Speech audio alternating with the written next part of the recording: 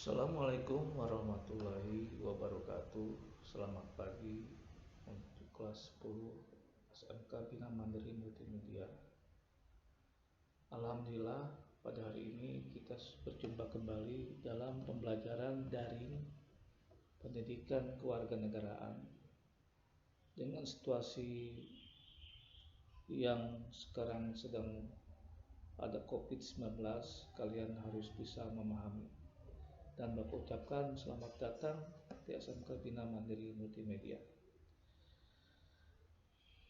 Bapak adalah guru PKN kalian dan nama Bapak adalah Edi Sugilar. Mudah-mudahan kedepannya kita bisa melaksanakan pembelajaran PKN dengan baik. Hari ini langsung saja, sebelum materi yang akan Bapak sampaikan, terlebih dahulu kita berdoa dulu dengan mengucapkan Bismillahirrahmanirrahim. Mudah-mudahan pembelajaran dari ini berjalan dengan lancar.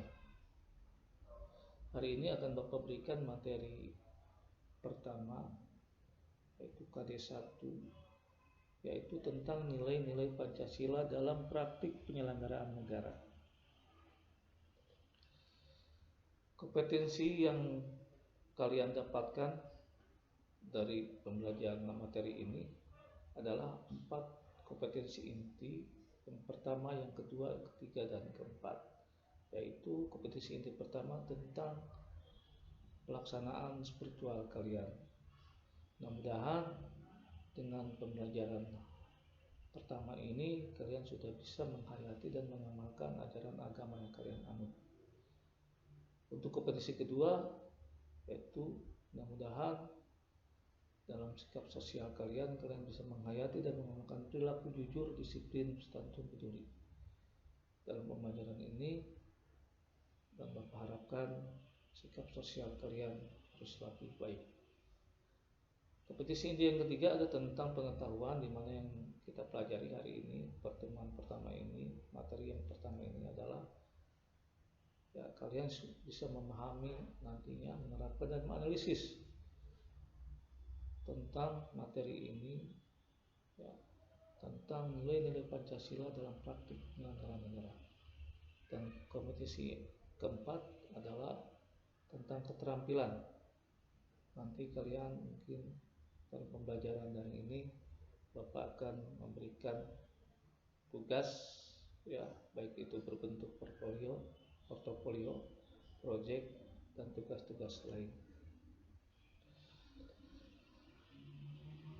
Kompetisi dasar yang nanti kalian akan dapatkan adalah di pengetahuan, yaitu menganalisis nilai-nilai Pancasila dalam praktik penyelenggaraan negara, dan keterampilannya menyaji hasil analisis nilai-nilai Pancasila dalam rangka penyelenggaraan pemilihan negara.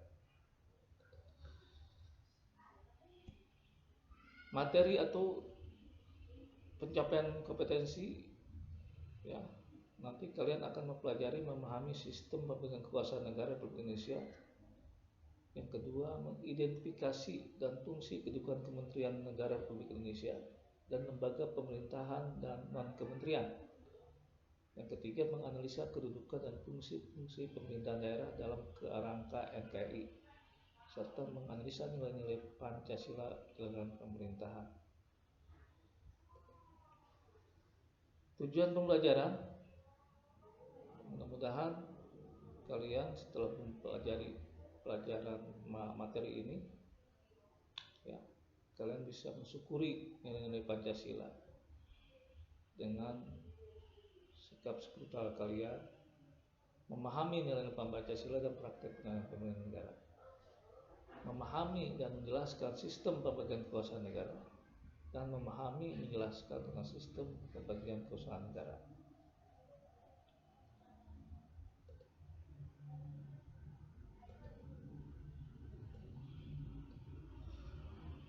Juga menganalisis dan menjelaskan hasil nilai Pancasila dalam rangka praktik penyelenggaraan negara, dan mendeskripsikan tentang nilai-nilai Pancasila dalam penyelenggaraan pemerintahan. Ini adalah pertemuan 4 kali nanti deh ya, nanti kita akan melaksanakan 4 kali pertemuan, di mana setiap pertemuan itu akan kita bahas materi bahasan, yaitu pertemuan pertama hari ini adalah sistem pembagian kuasa negara. Insya Allah nanti pertemuan kedua penyelenggaraan negara Republik Indonesia, sistem penyelenggaraan pemerintahan di Republik Indonesia, nilai-nilai Pancasila dalam penyelenggaraan pemerintahan.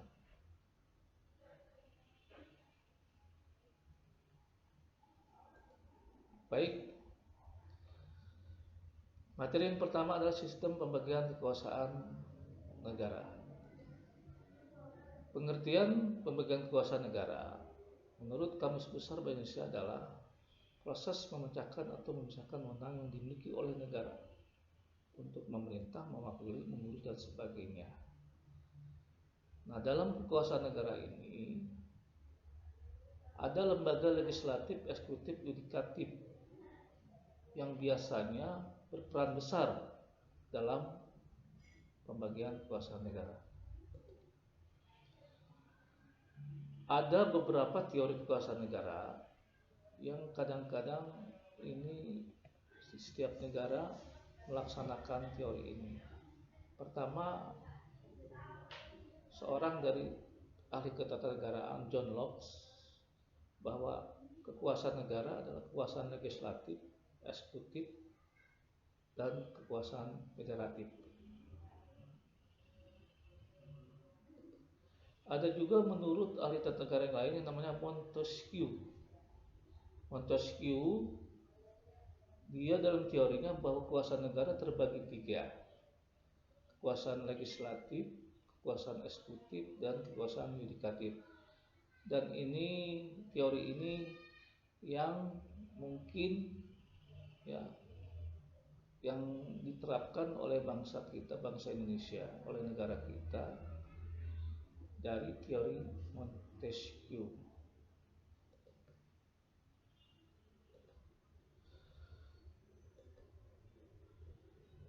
Ada juga kekuasaan yang lain menurut tata negara dari Indonesia, yaitu Pak Muhammad Kusnardi dan Helmail Ibrahim, bahwa mengatakan kekuasaan itu memang dibagi-bagi dalam beberapa bagian, legislatif, eksekutif, dan yudikatif, tetapi tidak terpisahkan. Maksudnya ini di sini mengatakan bahwa Muhammad Kusnardi dan Helmail Ibrahim, bahwa ketiga lembaga itu selalu bekerja sama. Jenis-jenis kekuasaan negara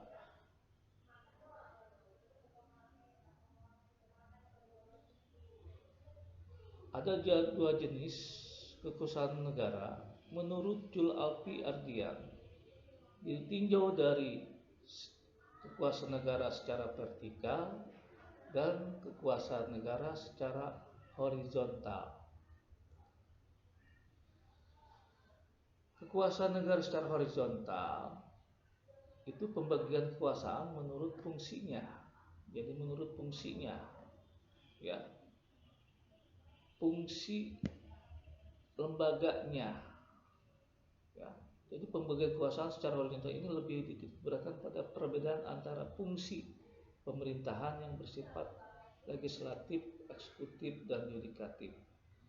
Jadi antara kedua lembaga ini, legislatif, eksekutif, dan yudikatif itu masing-masing mempunyai peran sebagai fungsinya untuk mengurus atau menata ketatanegaraan.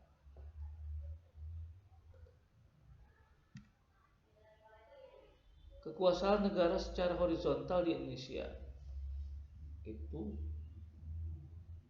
terdiri dari 6 yang kita pakai, ya. 1 kekuasaan legislatif, 2 kekuasaan eksekutif, 3 kekuasaan yudikatif, 4 kekuasaan konstitutif, 5 kekuasaan eksaminatif, dan 6 kekuasaan moneter. Nah, ketiga lembaga legislatif